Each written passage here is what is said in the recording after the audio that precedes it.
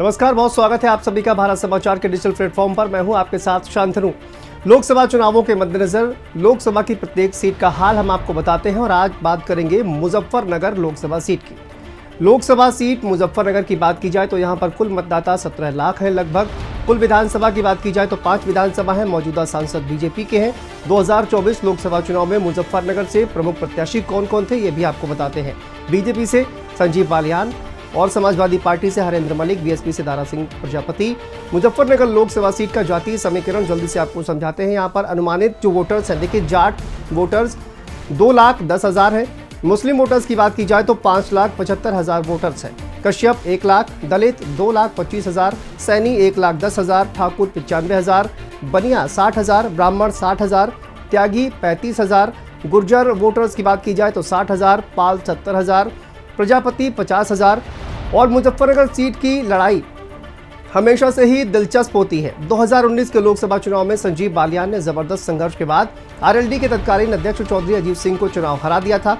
वो भी तब जब चौधरी अजीत सिंह सपा और बसपा गठबंधन में चुनाव लड़ रहे थे। 2019 के लोकसभा चुनाव में ऐसा माना जा रहा था कि आरएलडी के चौधरी अजीत सिंह की लंबे वोटों से जीत होगी, लेकिन सारे समीकरण फेल कर संजीव बालियान ने जीत हासिल कर ली। 2014 में भी बीजेपी के संजीव बालियान चुनाव जीते। 2019 के लोकसभा चुनाव के नतीजों पर एक नजर डालते हैं। यहाँ पर जो गठबंधन था यानी कि आरएलडी, एसपी और बीएसपी, उसको 5,67,254 वोट मिले। बीजेपी को 5,73,780 वोट मिले। मुजफ्फरनगर में बीजेपी ने 6,526 वोटों से जीत दर्ज की और सभी सियासी जानकारों को चौंका दिया। समीकरण के लिहाज से बीजेपी के सामने सबसे बड़ी चुनौती थी आरएलडी के तत्कालीन अध्यक्ष चौधरी अजीत सिंह की हार, और उसी वक्त ये साफ हो गया था कि जाट, ओबीसी और सवर्ण वोट संजीव बालियान के साथ गया। 2022 के विधानसभा चुनाव में मुजफ्फरनगर लोकसभा सीट के नतीजे हैं वो भी आपको बताते हैं।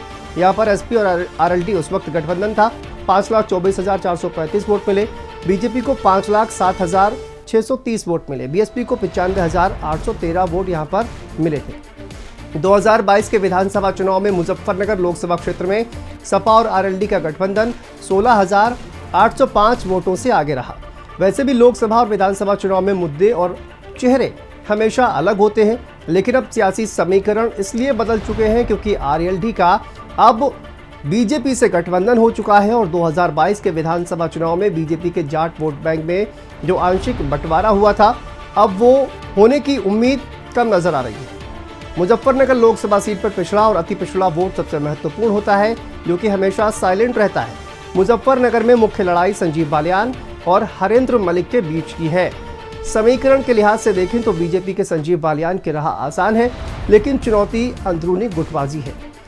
खासतौर पर सरधना और खतौली विधानसभा जैसी सीटों पर यह चुनौती और भी ज्यादा बड़ी है। बीजेपी का सबसे बड़ा वोट बैंक जाट, ओबीसी और सवर्ण है। बीजेपी यहाँ पर एससी वर्ग का वोट पाने की रणनीति में जुटी हुई है। बीजेपी ने जाट समाज के ही संजीव बालियान को टिकट दिया है। अब समाजवादी पार्टी की बात करते हैं। समाजवादी पार्टी ने पूर्व सांसद हरेंद्र मलिक को टिकट दिया है और हरेंद्र मलिक भी जाट समाज से ही है। समाजवादी पार्टी का यहाँ पर मुख्य वोट अल्पसंख्यक है, लेकिन सपा जाट, क्षत्रिय, त्यागी और अन्य पिछड़ा वर्ग के थोड़े थोड़े वोट पाने की रणनीति पर काम कर रही है। बीएसपी ने दारा सिंह प्रजापति को टिकट दिया है और जिनके समाज का लगभग 50,000 वोट है। बीएसपी का मूल वोट एससी है, जो कि लगभग 2,25,000 के आसपास है। हालांकि बीएसपी के मूल के अतिरिक्त अन्य 80 वोट में बंटवारा है। मुजफ्फरनगर किसान बेल्ट है। खेती किसानी ही यहाँ का सबसे बड़ा मुद्दा है।